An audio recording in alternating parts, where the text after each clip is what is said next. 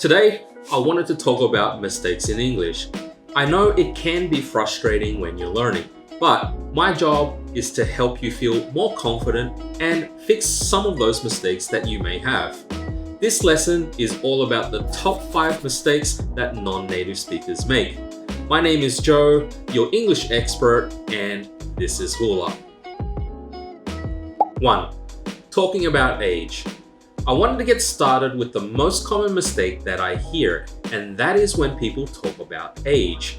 I know, it's so easy, but you'd be surprised by how many people make this mistake. And some English learners might say, I have 26 years old. This happens a lot with beginner and intermediate learners. The correct way to say this is, I am 26 years old. We don't use have in this situation. We always use the be verb when we talk about age. Be verb always changes with the subject. If you're talking about another person, you could say she is 30 years old or he is 19 years old. This is because the subject is singular and in the third person. It's only one person. If we are using the plural form, like they, we, or you, we can say they are 55 years old or we are 26 years old. Remember, your verb has to match with the subject. 2. Funny or fun. I want you to check out this typical conversation. What did you do on the weekend? Oh, I went to the zoo. It was funny. There is one word that always seems to cause confusion, and that's the difference between funny and fun. So here's a really easy explanation for you. Fun is when you enjoy an activity or event. It makes you feel good and excited. For example, traveling is fun or cooking with friends is fun. Funny is when something or someone makes you laugh. If you hear a joke or watch a comedy, it's funny. Now, what about the previous conversation about the zoo? Was it funny or fun? That's right, it was fun because it was an enjoyable experience. Remember, fun is enjoyable and funny makes you laugh. Number 3, using to and so. When we describe things, we use adjectives. We often use it when we want to talk about what something looks like, how you feel, or even the taste of food. For example, words like hot and cold, big and small, sweet and sour are adjectives. Adjectives are great for your vocabulary, and I recommend learning them. However, I wanted to talk about the words to and so. What's the difference? Let's use an example. Let's say I have a cup of coffee. I could say the coffee is so hot. Or I could say the coffee is too hot.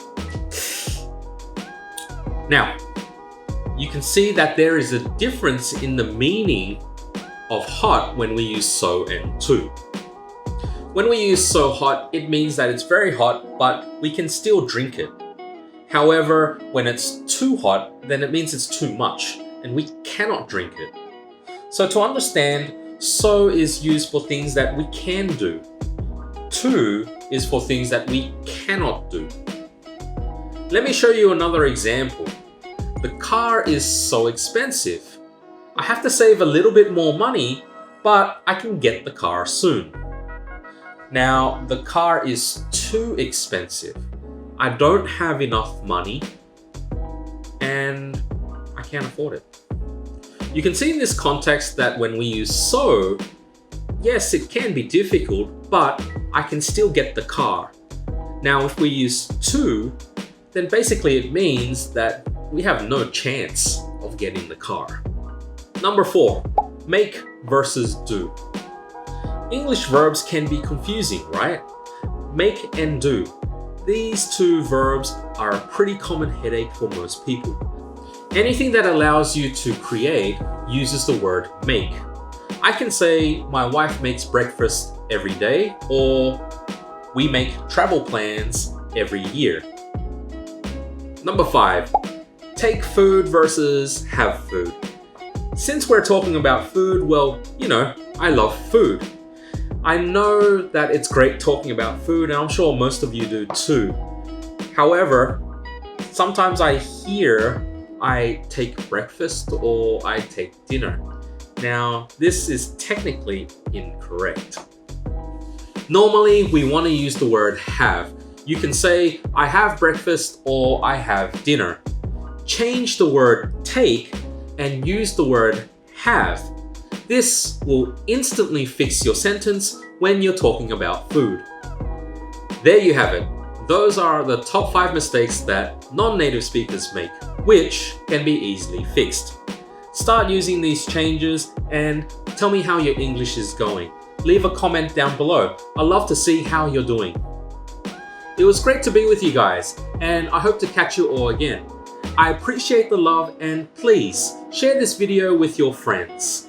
Once again, subscribe to my channel, like this video, and follow me on Instagram. My name is Joe, and this is Hula. I hope to see you guys in the next lesson. Bye!